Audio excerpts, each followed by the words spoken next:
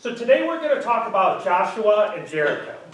And a lot of you know the story of Jericho, where the walls came tumbling down. And we think of it as a kid's story. But there's a whole lot more to the story than just the kid's story or what you've learned as a child. So to kind of give a little bit of a geography lesson, if you will, when the Israelites, can't find my little pointer, when the Israelites were called out of Egypt with Moses, this is the projected path that they took, the blue line that you see on here. And Moses led them across the Red Sea, and God parted the Red Sea so they could cross. And then down here at the bottom in Mount Sinai, right here, this is where God gave Moses the 10 Commandments, and where he also instructed him to build the Ark of the Covenant that we've talked about before. And the Ark of the Covenant carries those 10 Commandments with them. So as they traveled through these wilderness camps right here, this section here and all the way up to here, that's where they took the ark and they built the tabernacle, the portable tabernacle that they took. They would take that, and wherever they would camp, they would set up that portable tabernacle, and they would put the Ark of the Covenant in that tabernacle, and God would reside there with his people. So what we're going to focus on today, so as they continued their trip, right here at Mount Nebo, right here, that is where God called Moses up to Mount Nebo, and he looked across the Dead Sea, and he could see Jerusalem and Jericho, and he could see Israel. And he told Moses, this is the land that I promised to Jacob and Isaac and Abraham. He said, this is the promised land that you are leading your people back to. He said, but you will not step foot on this ground. I'm letting you see it by being up here on the mount. And Moses died shortly thereafter. So Moses died when he was 120 years old. And it says in the Bible that he had not gotten weak yet, and he had not lost his sight or his hearing, but it was his time to go to heaven. So God called him up to heaven after he was on Mount Nebo. Well, Joshua was an assistant to Moses during this entire trip. He went with Moses. He was his right-hand man this whole time.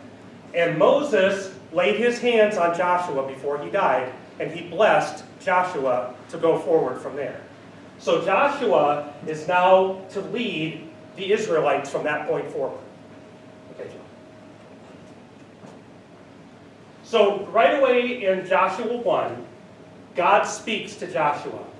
And he said, after the death of Moses, the servant of the Lord said to Joshua, son of Nun, Moses' aide, Moses, my servant, is dead. Now then, you and all these people get ready to cross the Jordan River into the land I am about to give them to the Israelites. I will give you every place where you set your foot, as I promised Moses. Your territory will extend from the desert to Lebanon, and from the great river, the Euphrates, all the Hittite country to the Mediterranean Sea in the west. No one will be able to stand against you in the days of your life. As I was with Moses, so I will be with you. I will never leave you nor forsake you. Be strong and courageous, because you will lead these people to inherit the land I swore to their ancestors to them. So what's happening here is God is keeping his promise to his people. God promised his people a long time before this. If you will follow me, and you will do as I tell you to do, then I will give you a land for your kingdom. And that is what he's doing here. He is keeping his promise. And the interesting thing is, you would have thought, when you're reading in Exodus and so forth, you would have thought that Moses would have led them to that promised land. And Moses, his job was to lead them to the gates of the promised land. But he never got to step foot in it. And Moses was never there. But Joshua took it from there. And this just shows that we all have a purpose in life, and we all move through that purpose. But there comes a time that God says, okay, you've carried the baton far enough, it's time to move it on to the next person. And then someone else's turn to carry that baton. So But God keeps his promises no matter what generation we're in. God said, I promise that you will have a land, and he is leading his people back to that land.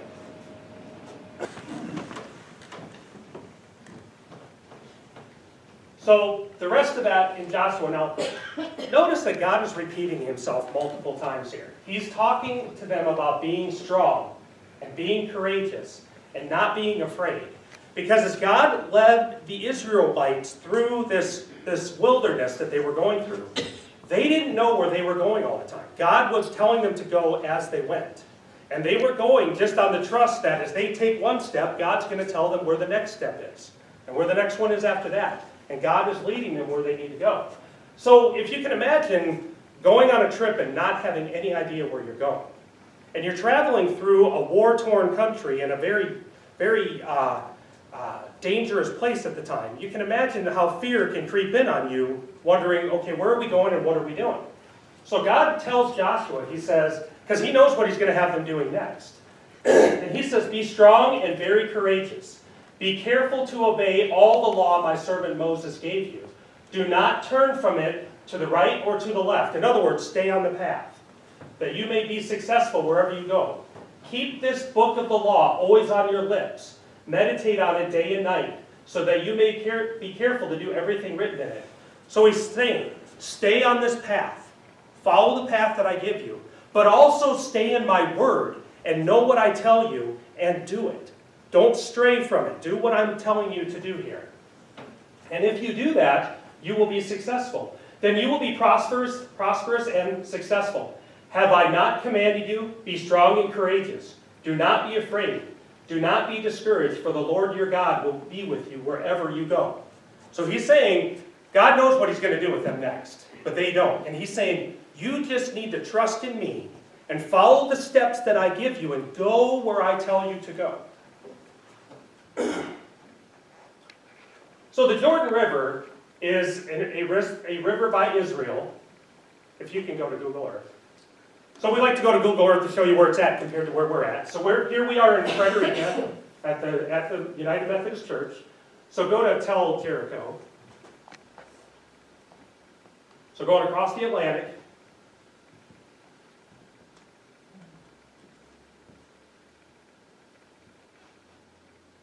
And stop it. Okay, so here I brought a pointer and I keep forgetting to use it.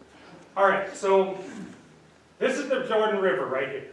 It runs along this line right here, all the way down to the Dead Sea. So Jericho is over here. This is the Jordan River. And right here is where the Israelites are at this time. They're at this point on this side, on the east side of the Jordan River. Then you have the river, then you have Jericho.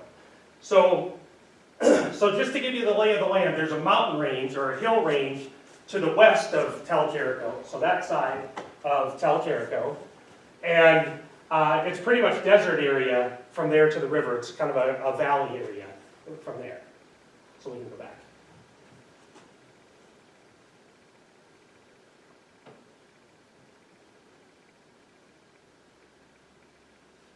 And here's what Jericho looked like at the time. Jericho was a very fortified city. It had two walls. It had an outer wall and an inner wall. And this entire area is about 6 acres in size. Is about the size of the city of Jericho, which was big for a city at that time. And the wall was made up of 2 parts. There was a lower part to the outer wall, which was made of stone. And it was about 10 to 15 feet high. So I don't know how high the ceiling is, probably a little more than that. But 10 or 15 feet tall is the stone wall. Then on top of that stone wall was a wall made of mud and brick that was 6 feet deep, 6 feet wide, and 20 to 25 feet high. So you have a very tall, impenetrable wall. You're talking a wall that's now 35, 40 feet high, somewhere on the outside. Then there's also an inner wall that's also 6 feet deep, that's made of mud and brick as well. And that inner wall is also 20 to 25 feet high. And in between the two is an embankment that you'd have to climb up if you were going to attack the city. So you have the outer wall that you'd have to scale or get by somehow. Then you had this embankment that was sloped up, and then you had the inner wall that you'd have to get through as well. Which at that time, they didn't have, there are no planes or anything that you could fly into the city at that time. So you're talking a very fortified city. And it was known as the most fortified city in all of Israel at that time. There were other cities and there were other kings that had put down roots in Israel, but they all looked at Jericho as the city that could not be defeated. Now you'll notice that the housing, there's housing that's inside of the inner wall, and there's housing that's in between the inner wall and the outer wall. Now I would imagine that the real estate in between the outer wall and the inner wall was probably pretty cheap, because this is a time of war. And if you look at who's the most susceptible in this picture here, those who are living between the outer wall and the inner wall, all you have to do is get past the outer wall and you've got all those people. Some of those houses were even made that part of their wall was part of that brick and mud wall that you see on the outer wall there. So that was their outside wall of their house. And then the rest of their house was built from there. So you got a pretty fortified city, but it's important to realize those houses on the outer wall, because they come into play here. And here's just another model of what those walls would look like. So you had the outer wall, you had the stone wall. Then on top of that, you had that 6-foot mud and brick wall. Then you had that embankment that you'd have to climb to get into the city. And then you had another wall, which is the inner wall. So Joshua sent 2 spies ahead. And he said, I want you to cross the Jordan River. And I want you to survey the land and check this out for us before we go in here. And he said, but particularly look at the city of Jericho. Now Jericho had gates that they would open in the morning, that people could freely go in and out of the gates. But at night, they would close those gates. So nobody's in or out at night. They were there to stay. And that was part of their protection. So the spies went in during the day when the gates were open, and they stayed with Rahab, who was a prostitute who actually lived in between the outer and the inner wall. So she lived in the poor part of town, if you will. And these spies were there to just check out the city and see how fortified are these walls, what are we looking at here. And the king found out that Rahab was housing these spies. And the king said, I want you, the soldiers, to go get those spies for me. So they went to Rahab's house, and Rahab hid them away so they would not get caught. And the king came and said, we understand that the spies are here. The soldiers came. And she said, no, they already left. They left before you closed the outer gate, but they headed towards the Jordan River. So they headed east. They headed out to the east.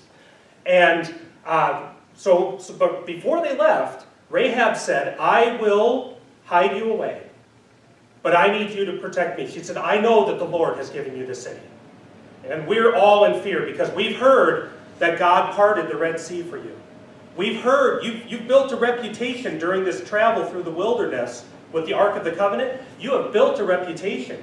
And we're all in fear of you because we know if you come here, you're going to hit this city because God is with you. We know that.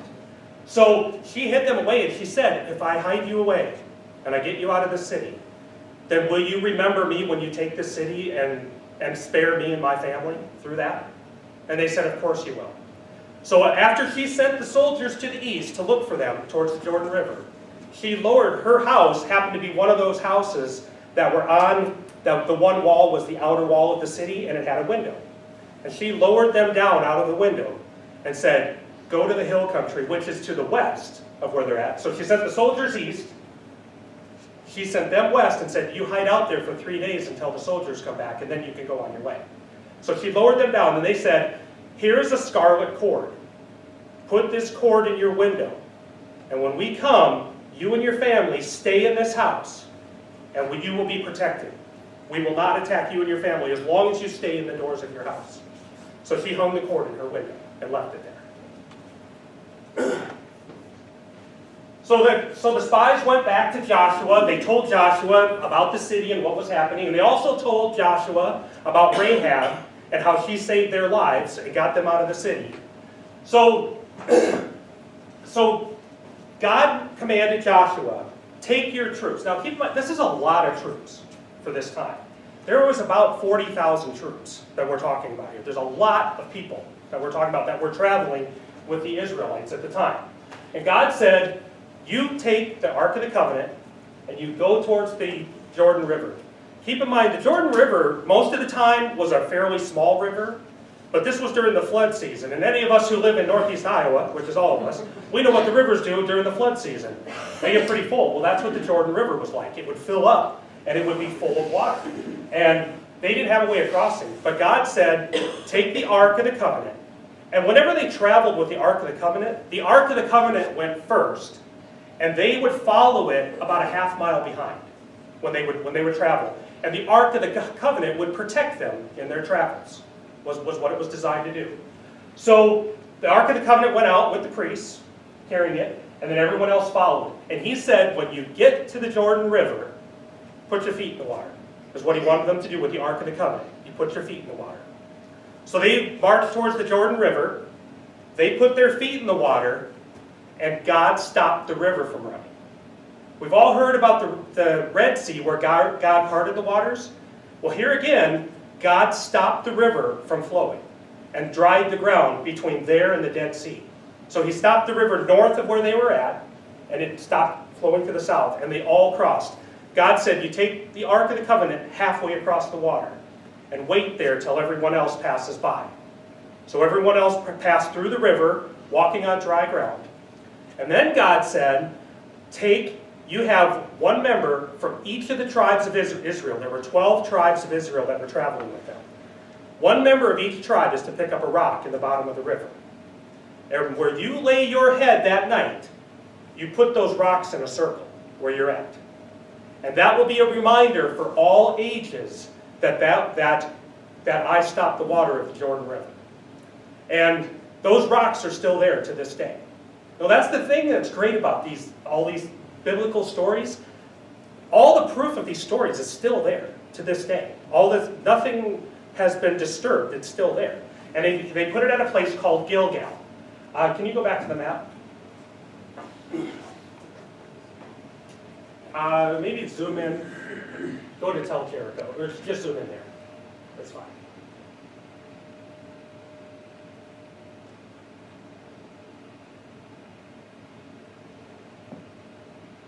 Okay, that's good. Up to the north of where Tel Jericho is here, right about, if I can turn this light on, right about here is where Gilgal is, right in this area right there. And those rocks are still there. So the path that I drew on here, I drew this orange line on this map. And that line is the line that the Israelites took on their way to Jericho. So they crossed the river, and then they went to the north, and then they went to the east and came into Jericho that way. Is the way that they traveled in. Okay, Jericho, go back.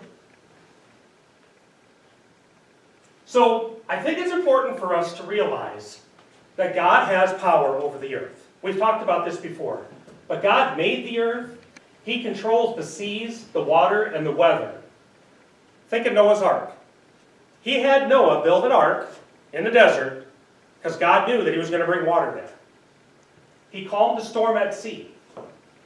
He controls the wind. For example, when he parted the Red Sea, he had a wind dry the land on the Red Sea. So they were not walking in mud. They were walking on dry ground, and that was from the wind. He controls earthquakes. In the book of Matthew, the earth shook when Jesus died. So God uses the physical part of this earth to accomplish his goals at times. So then God gives Joshua what I call the marching orders. He said, then the Lord said to Joshua, "See, I have delivered Jericho into your hands, along with its king and its fighting men." Now they haven't done anything yet. They're on the outskirts of Jericho at this point. They're waiting to do something, and God's saying, "See, I delivered it to you." So God's saying the battle was won before the battle even started. Now usually you think, okay, we've won a battle after you've done something and you've won the battle. But God's saying, I've already delivered it to you.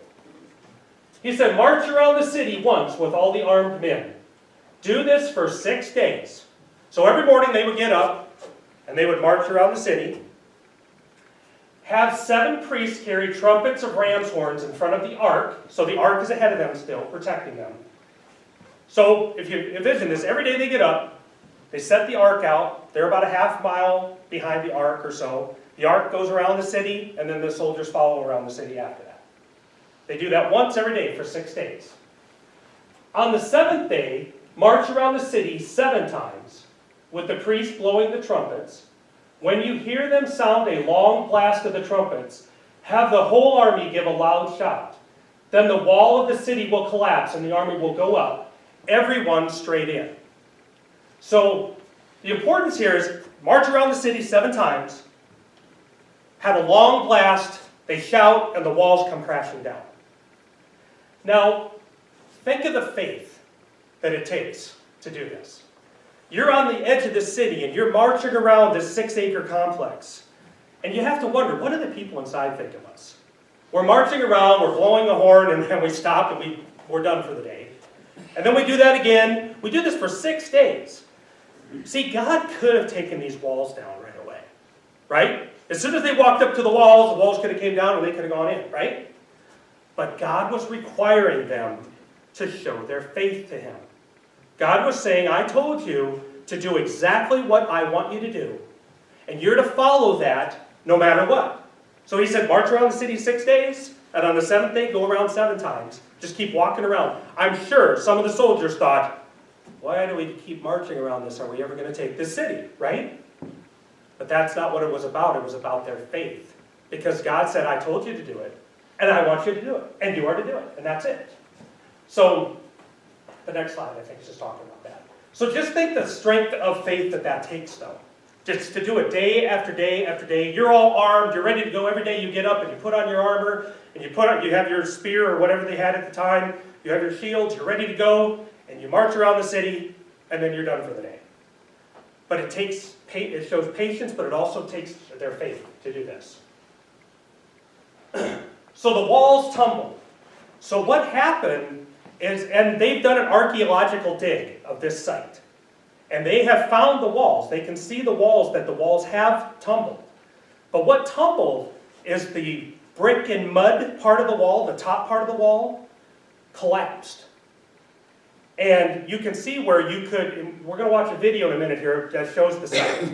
But you can see, if you imagine, you could climb up now on that wall that had collapsed. You could climb up on that and get over the next wall. So you could use that, because it says in the Bible they went straight in. Straight up and in. So once the walls collapsed, they just climbed up and went into the city that way. So there's 2 things that happened during this battle. The walls fell, they climbed up through, and they killed every living thing in the city. Because God said, I want you to kill everything. I want you to consecrate everything to me. And take nothing from the city. No treasures, no food, no anything out of this city. You are to destroy it all. So they went in and they killed everyone except, it's kind of interesting, there was one, I didn't show you this video, but there was another where they show where part of the west wall, that west mud and brick wall, had not collapsed. It's the only part of the wall in the city that had not collapsed, and they think that may be where Rahab's house was, on that exterior wall that did not collapse, because it was right there facing the west where she would have let them down and let them go into the hills to the west of there. So the walls came down. In the archaeological site, they say it appears that there was an earthquake at about the exact time that Joshua happened. Now God uses the physical, and that's why I pointed that out before, because God, when they shouted, there could have also been a shout from heaven that made an earthquake that made those walls fall. That could very much be. Because we know that the walls fell, but we don't know the exact method that God used to make those walls fall. We just know that He made them fall. So those walls fell, they went up in, and then they burned everything. When they were done, everything was burned in the city. And there is proof of that when they're looking at the site. There is proof that there was a great fire in the city that burned everything. So they burned everything when they were done. So what they're finding in the modern day physical that they're researching, they're proving that through the Bible, that what the Bible is saying happened, actually happened. So it's kind of nice to have that connection there. But what does this all mean for us today? I think it's important for us to think about this, because if you think of the location of the Jordan River crossing, Joe, can you go back to Google Earth and zoom that in by the river crossing there? Just zoom in. There you go. All right. So you have the river crossing, you got the Jordan River, and that's my line, so that's my estimated place of the crossing. But at the river crossing, so God brought them to that point. And then he said, I am going to fulfill my promise to the Israeli people by entering them into the promised land, into their land where they're going to build their kingdom. And I'm going to give them the strength to do it because I'm going to be there with them. See what else is at that site on the map? Joey, can you go to, on the left-hand side, arrow down below, tell Jericho. Go to that other site right there.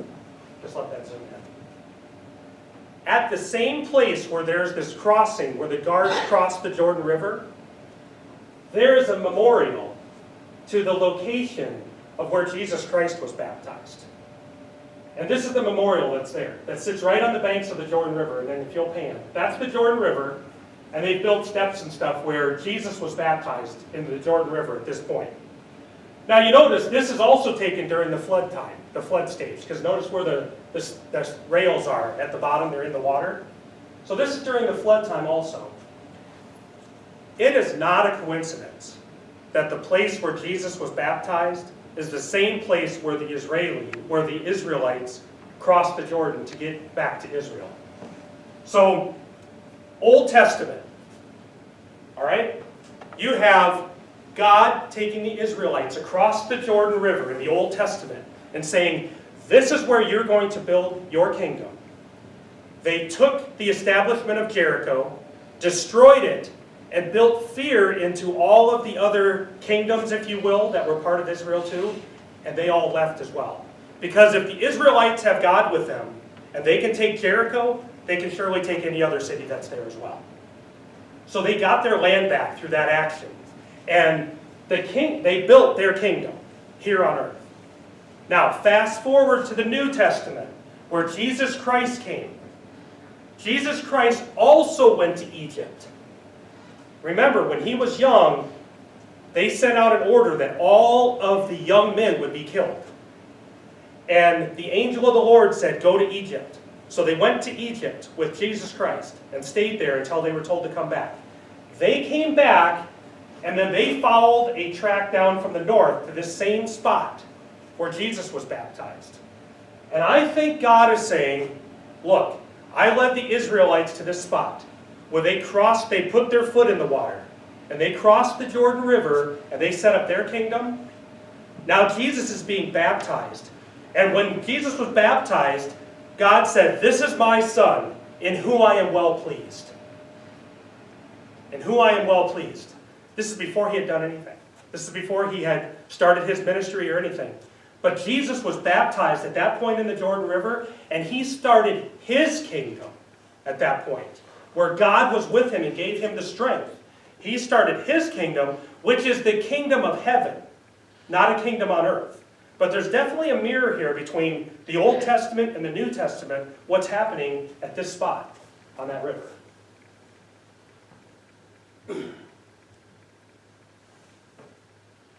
One other quick thing to point out. In the Old Testament, God said, you follow my ways, you do as I tell you to in my word, but you do this. In the New Testament, God says, this is my Son in whom I am well pleased. And this is the route to heaven. This is the route to his kingdom. The route to their kingdom was their obedience. The route to the kingdom of heaven is us accepting Christ as his Savior. Is us putting our faith, where they had to put their faith in the physical things that God was doing. God has us put our faith in Jesus Christ, who paid the penalty for our sins, and paved the way to his kingdom after the fact.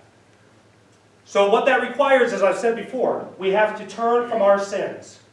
And we have to accept that Christ died on that cross for our sins. And he paid the penalty for our sins. And in doing so, we can get to the kingdom of heaven. Jesus says, I am the way, the truth, and the life. No man comes to the Father but by me. And that's what he was talking about. To the Father, to the kingdom of heaven that he was speaking about. Just stay standing. So, one important thing here. God promised the Israelites a land that they would have their kingdom.